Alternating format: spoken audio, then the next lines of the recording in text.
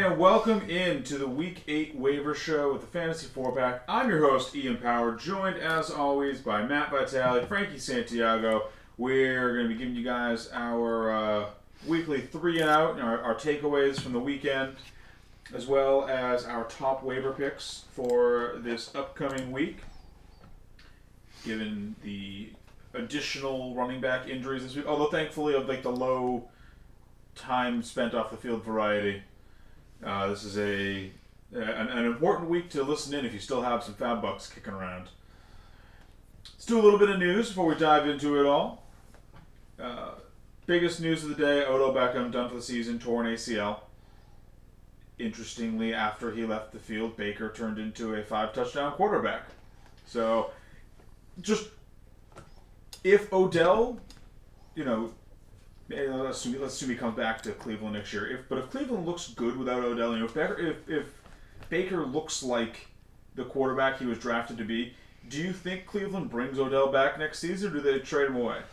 I think you got to trade him away. Like I said, I think you look at the draft, find something that could be a new complement. Young, hungry guy, and because we've seen these guys who are a little bit on the diva side, who are extremely talented, like top of the game, but they're hindrances to their teams, like a la Antonio Brown, because they demand certain things of their team. They have a weight that they bring in that locker room, and I could just see it where just you need like a veteran presence to weigh them down a little bit, kind of like Big Ben with Antonio. Yeah, you need those guys out there who want to work and grind, like Antonio when he started in the league. And he was undrafted. He had to fight for any catches he could get. You need guys like that. Yeah, I think that he was already in the process of kind of shooting his way outside of Cleveland and just making turmoil in that locker room. I think that it would be a good move for them to move him for something. Well, I want to at least see what they look like for the rest of the season. But if what we saw Sunday is just new look Baker, and Baker looks like the quarterback he was drafted to be for the rest of the season, I think that's something that Kevin Stefanski and the other leadership in Cleveland are really going to have to consider in the offseason, because they looked good on Sunday. Baker was throwing touchdowns to people I've never heard of. This goes back to like we were talking about a little bit earlier in the season. Is OBJ just washed at this point? I don't believe so. Like I said, I'm of the mindset that he was dealing with some injuries last year. He's shown he's become more injury prone as his career has gone on. Yeah. I think he could really flourish in a system where he either steps down to the number 2 or he gets like a Hall of Famer quarterback, like those kind of veteran guys that can utilize him, like an Aaron Rodgers. Put him next to Devontae Adams. The Packers never do that. They didn't draft Odell Beckham. They would never bring him in. They don't sign free agents. It was during the old Mike McCarthy days. Maybe they've turned over that leaf where maybe other people draft good players too. McCarthy wasn't their GM, I don't believe. I'm pretty sure they washed out the whole system when they got rid of him. Well, it's like they talked about. We talked about the wide receiver duo in Cleveland, Landry and OBJ. I guess maybe he needs to be that number 2 to humble him, but I don't think humbling is even the issue. I just receivers receivers that are a little more on the diva side, less Julio Jones, more Antonio Brown, oftentimes need to have that confidence to play. But it's part of their swagger is part of their game. He needs to be in a system where he can effectively get the ball over and over and over again. So bad defense, good quarterback. Other important injuries from the weekend: Kenyan Drake likely to miss a few weeks with a ligament tear, and Chris Carson has a foot sprain that will also likely having him miss a few. On the good news side, though, CMC and Nick Chubb are both slated to return soon. The Browns are talking about Nick Chubb coming back after their Week 10 bye. CMC returned to practice this week, although he has a long shot to play, given that they're the Thursday game. Jalen Reagor designated to return, so we could see him back on the football field sooner rather than later. And Philip Lindsay got his bell rung a little bit. He's going to be out with a concussion. Nice little bump from Melvin Gordon, I guess, in the short term. Concussions typically don't keep you out for that long, but if you're rostering Melvin Gordon, you're not sad that you get a few more, maybe 1 or 2 more weeks of him by himself in that backfield. Yeah, he's just been lucky with these short-term injuries that have been keeping Lindsay off the field. I am curious to see if all these injuries maybe hamper what production he will get when he comes back. Maybe it's less of a 50-50, more of a 75-25 split. I think it's going to be really good for Melvin Gordon owners. And going back to Chubb and Eckler, if you were shy, maybe wanted to get another win under your belt, if you got that win and you're looking, 7-0, 6-1, 5-2, go talk to those managers with Chubb and Eckler. Get them on your team now while that team is hurting and trying to fight for playoff spots. Sure. This is when if you have the lead and you can comfortably coast in the playoffs, unless you're really worried about the bye, go get those guys who can win you a ship. Personally, I'd rather have that running back and not have a bye than have the bye and then have to catch the team that gets that running back in the second round. Because Eckler and Chubb are going to be healthy by the playoffs, and if you get them probably as your third running back at this point, if you're one of those teams, your flex running back, you're going to just punch through whoever you get in the first round. Anyway, so it's barring more bad luck, you're better off just having a better team. That's all of the major news, though. Obviously, Andy Dalton got his bell rung. Dirty hit, needs to get a football. Glad that guy, sounds like that guy's going to get suspended. Bostic, I think his name is. I don't know. I've heard reports saying he's not going to get one. It might get just catch a fine. So I heard on Sunday that he might be getting a suspension. Yeah, that was the initial reaction with how bad it looked. But after seeing some reports Monday, people are a little peeved that it's not sounding like he's going to get. That's disgusting. I would hope that the Washington football team would just suspend him. Do some in organization punishment, but we know there are scumbags over there with the exception of Ron Rivera, so I have no faith that anything's going to come down from that front office. Yeah, that hit was not pretty. It was not pretty. Yeah, regardless of your feelings about Andy Dalton and how successful he was going to be with the Cowboys, that kind of hit. It's like the Cowboys with their Gator roll BS on Chris Carson. Stuff like that has no place in football. Get out of here. That'll do it for the news, though. Let's jump into a little bit of 3 and out before we start breaking down this waiver. Which of you guys wants to take us away on this one? You know what? I usually start us off, so I'm going to let one of you guys go. Sure, defer to Vitaly. All right, I'll take it over.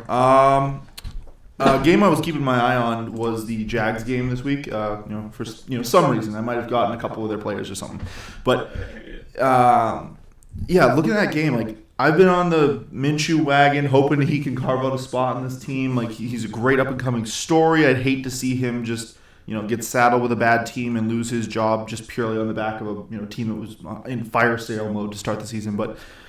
This team is looking sloppy through the air. Interceptions, just balls not making it to players in a catchable radius. Chark's out there. He's if you're a Chark owner, you're feeling pretty bad looking at those stat lines where he's catching 1 ball, 6 targets, but that's not his fault. I think it's a little bit on him. I mean, he did only get to practice 1 time this week, so I think greener grass is a coming when he can get a full log of practices under his feet.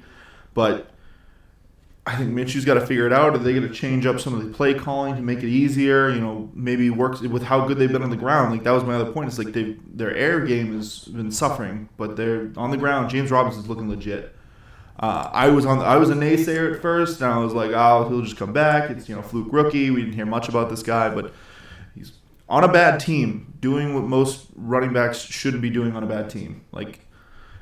Kudos to that kid, but I think they just need to start scheming up some play action or something like that to help Minshew out and see if they can get some wins. Because I see good things in the future, but if this continues, Chark owners might be in trouble.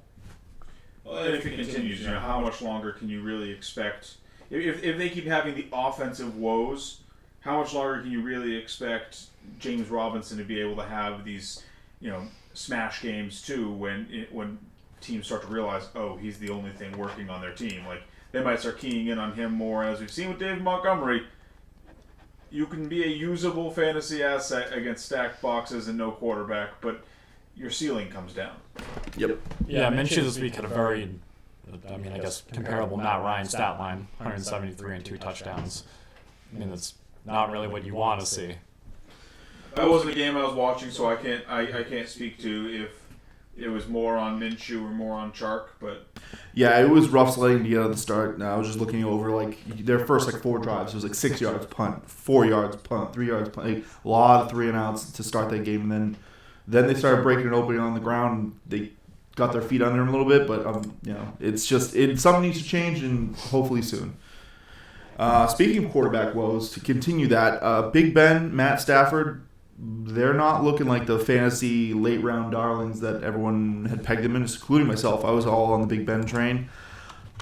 Looking at both of them, it's just they have the weapons, they have the pedigree that shows they should be able to get this done. They have a team that wants to sling it, but it's just something's not clicking, and they're not producing for fantasy managers.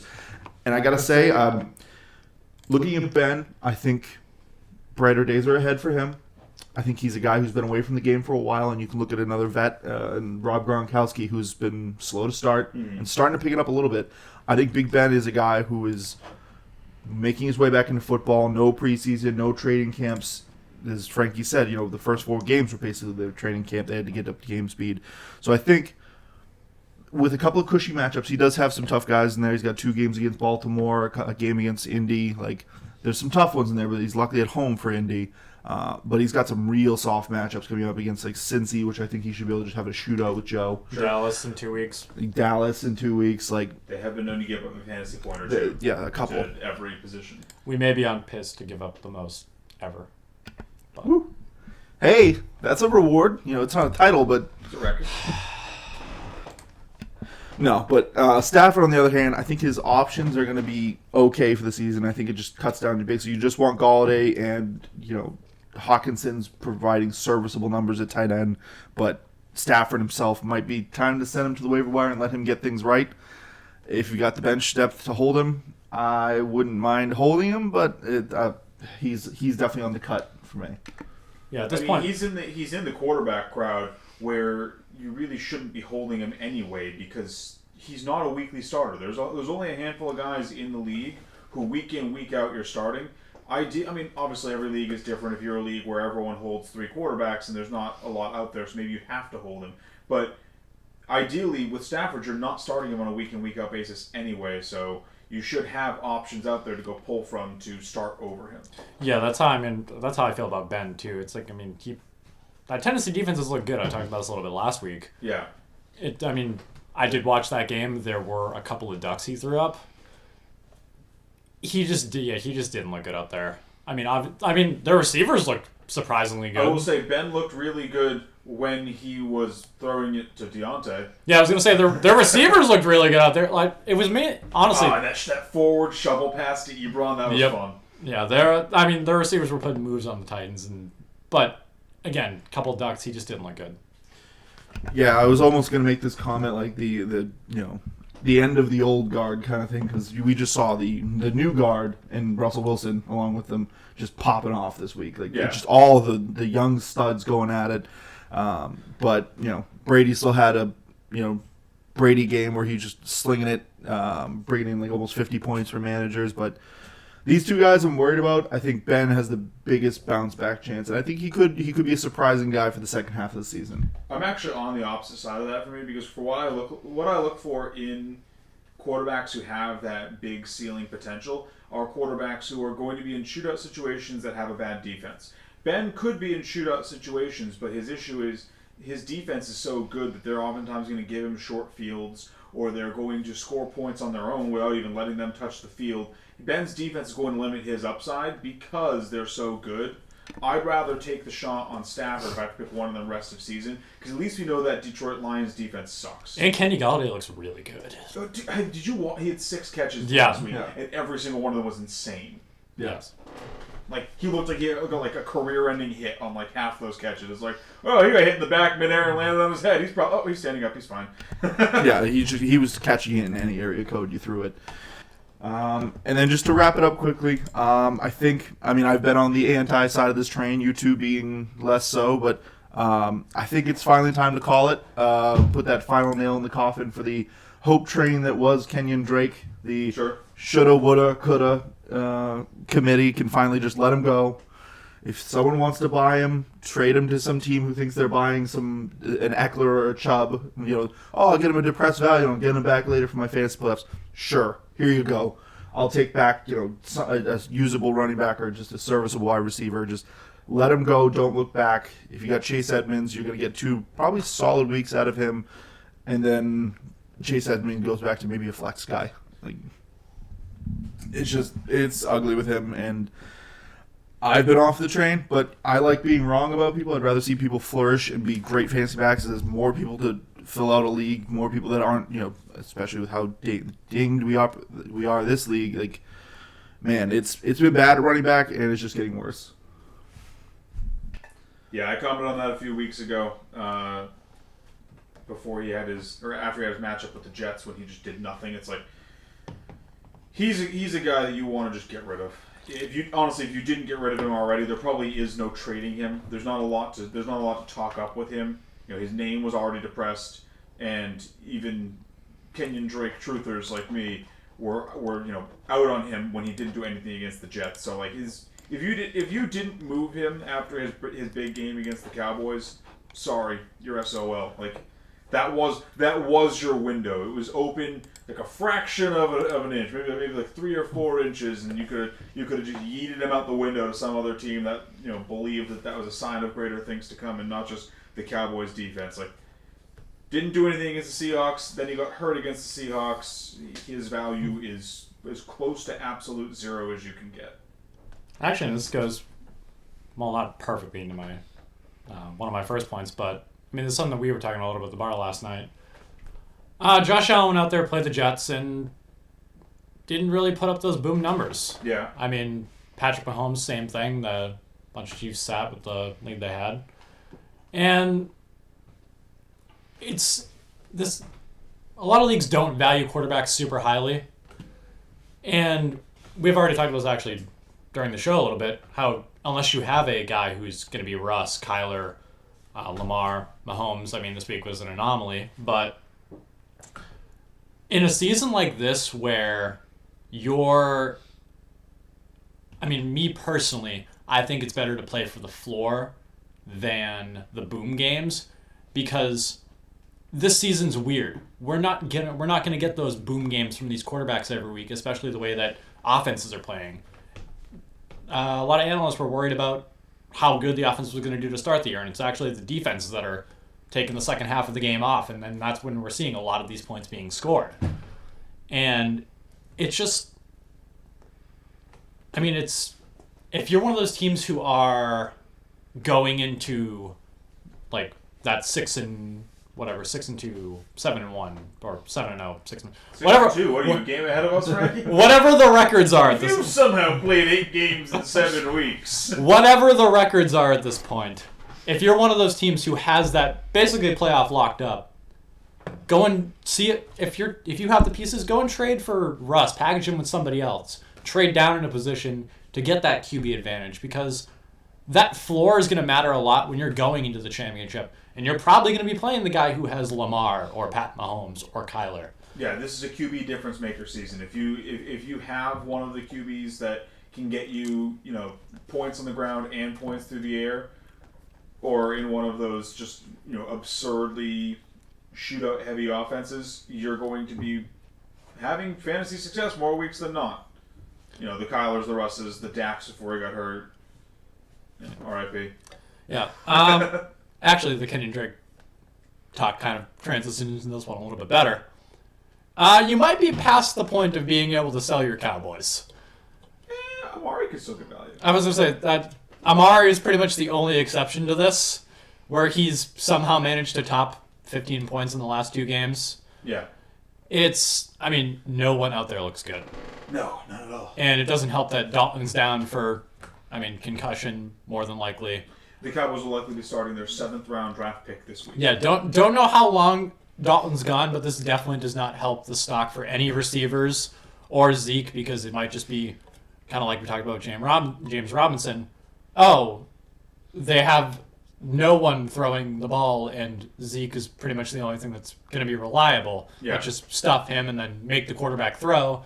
So you do want to be streaming all of your defenses against the Cowboys. That's just my personal opinion. But you might be able to get 50 cents on the dollar for Amari because he's still survived these 2 games. You could probably get more, realistically, you could probably get 75, maybe 80 cents on the dollar for Amari Cooper. Because even last week, in that absolute dumpster fire of a game against Washington, he still had 7 for 85. That's still a respectable, you're not mad if you got that as an Amari manager. So, Yeah, it's going to be, looking at the floors of these players, I would say trade as many as you can if you have any. Oh, Gallup and CeeDee Lamb are drops now at this point. Use Zeke and Amari's sexy names. Be like, hey, if you somehow have both of them, be like, hey, wide receiver 1 owner, do you want these 2 players? They're both very good.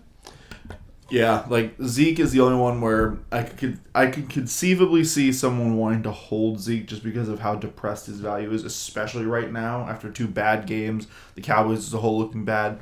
He's a guy I'm holding, and maybe he can just Zeke his way into a good game. Then I sell him. And this goes into my next point, which is don't fall in love with your players.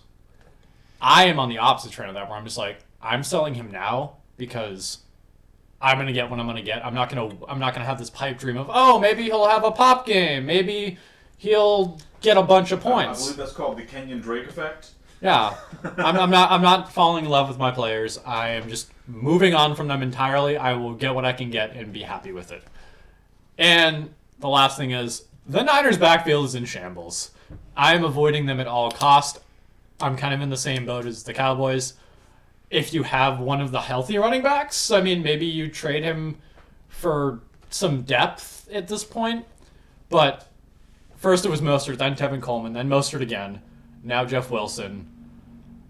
It's ironic that McKinnon's the only one to not be hurt. Well, McKinnon was hurt. Yeah, now he's back, but... Well, Tevin Coleman's back too. Yeah. Jermichael Hasty's still there. Yeah, the Eagles... Which is a great name for a running back, by the way. Yeah, the Eagles and the Niners have the same medical staff, and they're just I don't know, throw rocks at it till it fixes. Maybe we can bend it back the other way by hitting it. Yeah, McKinnon was fine through the first couple games, 12, 13, 15, 19 scoring, but he had a TD in 3 of those games. Apparently, it was always Kyle Shanahan's intention to rest him last week. He just forgot to tell everyone. Obviously, when Mostert's back, he's going to be a factor. But, can he stay on the field? Who knows? I'm kind of in the same boat as the Cowboys. I'm not going to fall in love with these guys if I have them. They're off my team completely. I'm getting whatever I can get being happy. Sure.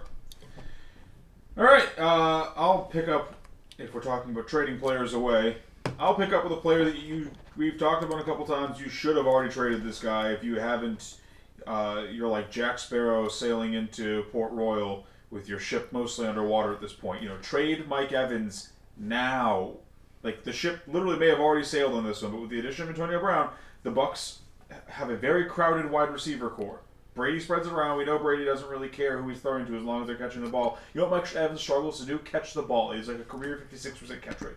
So it's very low, below what Brady wants to deal with. We know Brady loves him some Antonio Brown. He's been showing that he loves Chris Godwin when he's on the field. Chris Godwin's been, getting Chris Godwin targets.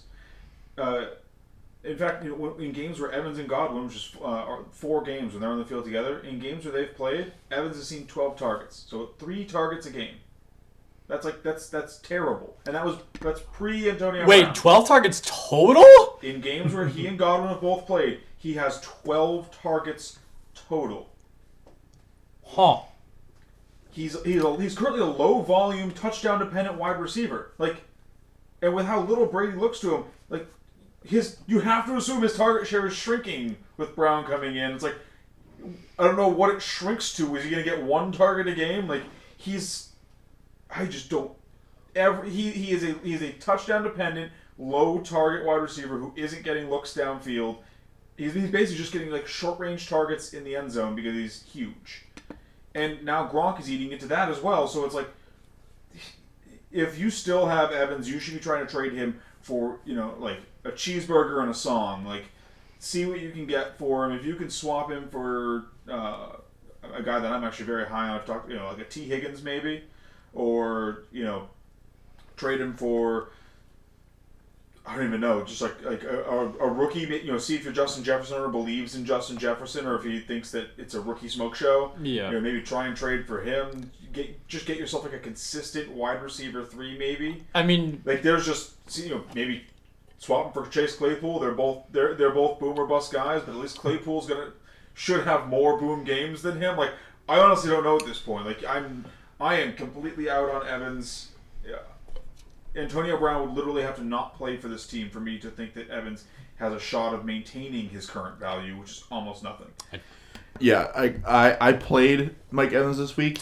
I was both scared of him because I was down when he was up, and I was both not scared because he just doesn't get targets. And I was like, watch, this will be his swan song game. He'll go off for 2 touchdowns and like 150 because he just takes a couple to the house. And then from there on out, it's just garbage. But no, I guess Antonio Brown just being signed was enough to just kill him dead. Yeah, you didn't even get the Mike Evans game this year. You drafted him in like the 3rd round, and you aren't even getting the trademarked 44-point week like slate breaking game. Mike Evans is he's just vanishing into the night. To be fair, I did warn you all of this before. We've all been down on Mike Evans. But, I mean, you still might... See, it's like I don't think you can tell the sexy name at this point. Well, that's why I said, like, maybe you can get Chase Claypool or T. Higgins. Maybe if someone's not paying attention? No, there is no... Like, you're not... There's no one who's not paying attention because they can just click on Mike Evans' name and see what he's done. Like, at this point, you're hoping that someone believes that Evans is going to turn it around. They don't believe in a rookie. Or you can get some, boring wide receiver 3 that people are like, yeah, I'd rather have Evans in his upside. I think this guy's just like, 5 catches for 60 yards. Like maybe a Jarvis Landry or someone. Like, they're just the options are minuscule and they are about to be none. Following up that, I'll talk about a receiver who is doing the exact opposite. Because there was some debate as to who the number 1 was actually going to be on Pittsburgh after week 1 and 2 when Deontay busted out, getting himself 32.3% and 31.1% of the targets respectively in those weeks. He then proceeded to get hurt for a little bit, and while he was out, this guy named Chase Claypool came in, did big things. Everyone was like, woo, Chase Claypool! And then Deontay came back and did exactly what he was doing before, picked up where he left off, got 30.6% of the targets, as well as being Big Ben's first look in the red zone for like all of their trips down there. He was always trying to throw to him. He actually hauled in 2 of his 4 red zone targets for touchdowns. He looked really good. Yeah, he and Big Ben seemed to be really like Big Ben looked like a better quarterback when he was targeting Deontay Johnson. Like, he and Big Ben seemed to be in sync. He was getting insane target volume, which is in line with what he was getting before his injuries. He seems like the guy the Steelers offense and Big Ben more importantly trusts. It was a fairly even split for the targets this week. I mean, 37 routes run and 15 targets for Deontay, 40 routes and 14 targets for Juju, and 30 routes and 1 target for Chase. So I don't think it's the end of the world for Juju and Chase. They're still being used on the field. They're still getting targeted, but it does make them a lot more boom bust than I think you're used to with Juju, and what you were hoping for with Chase. Overall, when healthy, I think Deontay is the clear number 1. There's no contesting that. And it's just who is getting the secondary looks. I think there's going to be Juju weeks and there's going to be Chase weeks. And there might not be a great way to figure out who's getting what week. So you might just have to start both of them on a weekly basis and hope you're not getting the goose. Or you just trade both of them. Well, yeah, but if you can't trade them, like the number 2 in that offense is still going to be a valuable role. I mean, Juju had a good week last week. He had like 80 yards on 14 targets. So yeah, like I said, he put up solid numbers that maybe it entices somebody in that you can trade him to, but like at this point, people are just going to be scared of Juju's name. Like, and like I said, you can click on him and see all the previous nothing he's done. I don't think you're getting something for Juju, and probably not for Chase after the week that Chase put up. So you're probably just holding on to them, and at the end of the day, they're going to be useful some weeks and not useful other weeks. But Deontay is the number 1. He's the guy you want in this offense. If you guessed correctly on this wide receiver carousel in the offseason, congratulations. You have yourself a very talented and highly targeted wide receiver. And then a guy that I was very wrong on, was down on him in the draft, was down on him to start the year, was down on him like right up until basically these last 2 weeks. Is it A.J. Brown? It's Justin Herbert. Oh, that was close. I like A.J. Brown. What are you talking about? I'm retracting all takes that I've made about Herbert. I didn't believe that he was going to be a player coming out of the draft. I thought the Chargers, busted their pick. They signed Tyrod Taylor, then they started Tyrod Taylor. No, they punctured this guy can just flat ball. I mean, so far since he's got the chance to take the field, he's been over 300 yards in 3 out of 5 games. He's had multiple touchdowns in 3 out of 5 games. He's doing limited work on the ground, so he's no Russell Wilson or Lamar Jackson or Kyler Murray, but he's running more than Tom Brady and Aaron Rodgers. So he gives you the chance to get some work on the ground. He's surprisingly quick. He's making great decisions. He can throw to all levels of the field. He spreads the ball around. At first he was just hyper targeting Keenan Allen. Now he's showing that he can throw to anyone on that team, except for Mike Williams apparently. It's astounding to me that Anthony Lynn actually started Tyrod over this game. It's not like he had a bunch of time to develop on the bench. He had one game and then he got handed the reins. So the fact that he just didn't get the start for the Chargers right out of the gates is just mind blowing to me with how he's playing. I'm excited for this kid. I think he is awesome, and he's honestly a potential league winner if you picked him up. Because if you don't have one of those big three, maybe big four, if you're including Mahomes in that discussion, if you don't have one of those big four quarterbacks, he's the next guy I want. His schedule the rest of the season is fairly cake too. I mean, he's someone who I'm willing to start on a week in, week out basis. There's no streaming over him, and there's 4 guys that I would take ahead of him. He's awesome. So he's honestly someone, if I could, side point this one for a second, he's honestly someone where I might try and trade for him, given people's opinions about quarterbacks. I might try and trade for him based on the fact that he's a rookie with a small sample size to his name. See what someone will give you. I think if you can get him for a, wide receiver 3, maybe a wide receiver 2, or a crappy short-term running back, you can trade a Geo or something for him. Chase Edmonds. We know how much people like to disvalue quarterbacks. Carlos Hyde, any of those guys. If you can trade a short-term option or a low-end wide receiver 2 or a high-end 3 for him, I'd do it because I think he's he's someone who could legitimately win you games. I mean, yeah, he scores so many points. Yeah, I love the kid. Like I said, I love seeing some emerging talent on teams that have bought in and who are doing the right things with their organizations, building around young talent, providing them basically anything that the Jets are not doing. As long as Keenan Allen finally get a quarterback. Yeah, it is refreshing to see. It's refreshing to see Mike Williams finally pop off. Even though he wasn't great this past game, but yeah, if you told me that that Justin Herbert was going to throw for 347 yards and 3 touchdowns, and Mike Williams was going to get 1 catch. One catch for 4 yards. That doesn't sound right. He has already been a boomer bust guy. I'm not too worried about him. Like I said, he at least now has a quarterback that can sling it. Good times are coming. Yeah. Mike Evans or not Mike Evans. Mike Williams has always been a. Mike Evans wishes he had Justin Herbert. Mike Williams has always been a feast or famine guy. So he's like Deshaun Jackson of yesteryear, where you got to start him every week because if you try and play the matchup game, he's going to go off for 30 points in your bench, and you're going to plug him in, and he gets you 2, and you're like... You can never guess it right. Yeah. Impossible. All right. Before we jump to the waiver section of this show, remember to follow us on social media. Hit that subscribe button, ring the notification bell, so that way you know exactly when new content drops. Share us with all your friends, pets, relatives, boss, coworkers that you don't like. Put us on your barbershop TV, just like ESPN First Take or something. I don't care. The more eyeballs we get and the more subscribers we get, the easier it is for us to put out more and more content for you guys. Make this more widely available to everyone, so we can help more and more people win fantasy leagues. And that's our goal here at Fantasy 4-Pack, is to help you all win fantasy leagues. Except for you, Garrett. Except for you, Garrett. All right, let's get into the waiver section here. Quarterback's a little dry this week. It's really just the rookies, as far as what I could tell. Herbert somehow is still only rostered in 74% of leagues. He needs to be 100. So if you're in the 26% of leagues where he's not rostered, put in a claim, pick him up, because it's obscene that he's still out there.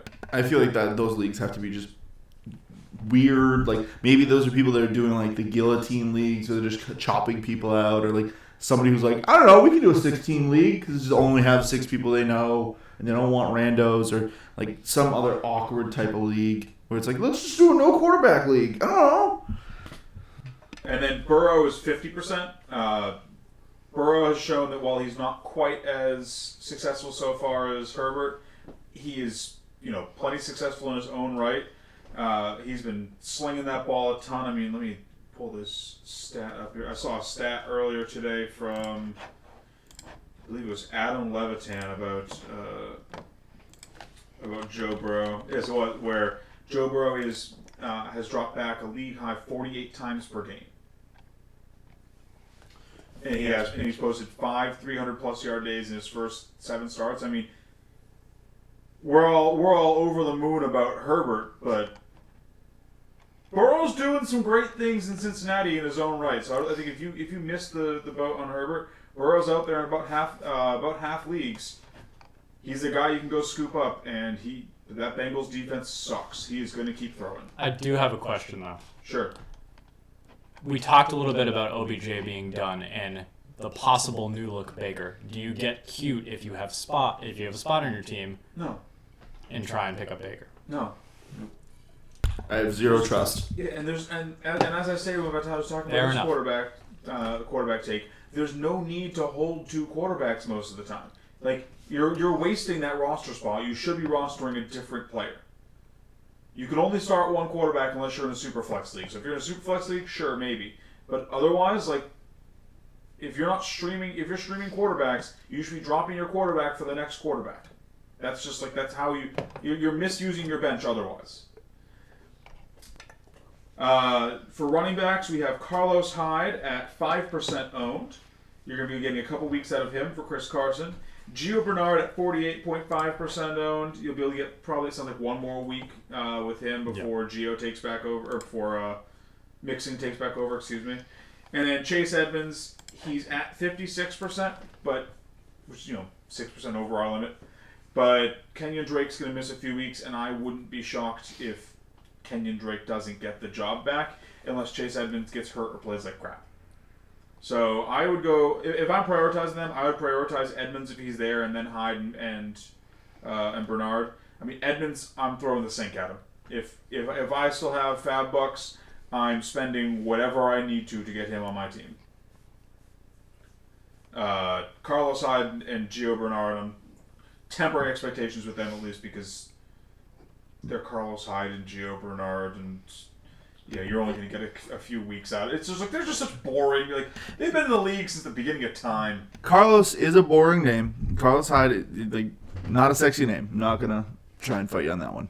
But he is on a sexy offense. It's an offense that makes a lot of trips to the red zone and just skips 3rd down. Like this team is just putting up points, and I think like Chase Edmonds, I think is my clear number 1 here. Yeah. But Carlos Hyde is very close behind just because of the touchdown production he could get you. The Seahawks do also like to run the ball. It is what they want to do. They've been airing it out a lot. Like I said, I just think his big upside is that he could just be getting touchdowns galore because Metcalf gets taken down at the 2 and then they just punch it. That Tyler Lockett catch last night. That DK Metcalf rundown, that should have been points. Yeah. You should have got a couple points for that. And obviously all of these takes are league specific and team specific. If you're someone who you're in a bind at running back, maybe you just lost Chris Carson. Yeah, obviously you're spending a little bit more on Carlos Hyde. But like in a vacuum, I'm not going crazy on him because you're only going to have him for a few weeks. Mm-hmm. But yes, he is someone who, if he's floating around out there on your league's waiver wire, he could easily get you two or three W's while Chris Carson's on the mend. So if you're in need for wins, if you're hurting at running back, you could do worse. At wide receiver, we've got Sterling Shepard at 36%, Rashard Higgins at 0.2%, Cole Beasley at 39%, and Brandon Ayuk at 20.7%. I'm convinced that the 2% of people that are rostering Rashard Higgins are future seers. Or his family. Or yeah. him. Yeah. It's like Rashard Higgins, like brother and like nephew and like nieces, like his grandma owns him, like yeah. This is the other side of the weird leagues. So it's like, let's just have like a 12 deep bench. Like, so they literally are just like picking up like this guy got signed up to the practice squad. Just boop. So like these guys are picking up Rashard Higgins. I mean, Rashard Higgins was a name was a name I've seen before. Stop it. He was not. He is. There's a reason he's on 0.2% of teams. Do not try and make him the next Dawson Knox. And on those 0.2% of teams, he was probably on their bench. Like, well, no one was starting him. Cole Beasley, 39%. Brandon Ayuk, 20.7%. We pretty much have them in that order as far as waiver priority for who you should be going after. Sterling Shepard kind of returned to form this past week. He looked like a usable fantasy wide receiver. Daniel Jones has to throw to someone. I would prioritize him. You can call what he does, throwing the ball. Or running 80 yards. Like I said, it is a team I am trying to remove myself from because it is heartbreak to just try and watch that. Yeah. Yeah, I mean, you're in dire straits if you need any of these guys. If we're being like, this is a pretty poor wide receiver. Wide receivers always go early in the year. Like, at this point, if you need wide receivers, you're like, I guess I'll take Cole Beasley. But, you're not excited for really any of those names. Sterling Shepard is probably going to be the most consistent production out of that bunch, though. And then at tight end, we have a couple of low-owned guys, Harrison Bryant, Richard Rodgers, and Logan Thomas. The only one of them that provides long-term value out of this bunch, potentially, is Logan Thomas. The other two are spot starts, while Austin Hooper and Dallas Goedert, respectively, are on the mend. I would not... You can get maybe one more week out of Harrison Bryant. Two potentially out of Richard Rodgers. So, temper expectations there as well. Even Logan Thomas isn't really exciting. Yeah, Logan Thomas, I like him from a low end guy. If you're a guy just bouncing off the waiver wire, he's had some good production. Him and Kyle Allen look to have some form of rapport, but I would not also be surprised if he comes out and puts up a nice 2 on your team next week. So yeah, he's definitely more of if you need a streaming tight end, somebody has a bye. That's who I would be looking at. Sure. And then for DSTs, obviously we mentioned this on our Thursday show, but Kansas City versus the Jets is still the best DST streaming matchup you can get. They're 67% rostered. Go get them if they're out there. If you can't get them, Philadelphia versus Dallas at 68% and Los Angeles Chargers versus Denver at 38% are your next best bets. But hopefully you locked up KC because this is an ugly week for streaming. Also, one guy that I forgot to mention in the running back segment, I do want to just tag on there. As someone who actually recently just dropped this guy, he might be out there in a lot of your leagues given how little he was used this past week. Apparently it was intentional. Jerick McKinnon might be out there on your waiver wires. It sounds like Tevin Coleman might not be ready to go this week. So you might be able to tell who the starter is in San Fran this week just from it basically only being Jerick McKinnon back there. So if you really need a spot start and Jerick McKinnon's floating around out there, you could do worse. Same with your Michael Hasty. Grab one. I know Frankie just talked with him. But if one of the two of them is floating around out there, you need to roll the dice on a starter. If Tevin Coleman's not back, one of the two of them has to be the running back. That's how it works. I still wouldn't trust it. All right. Well, that'll do it for us here at the 4-Pack for this waiver episode. Join us on Wednesday as we bring you guys something weird and new. We're condensing the countdown show into a single show, which will now be on Thursday. Wednesday is something different. Yeah, we're throwing golf balls at Frankie for missing Thursday. Yeah, we're going to tape Frankie to the wall and just spin a wheel and throw knives at him. Anyway, see you guys on Wednesday.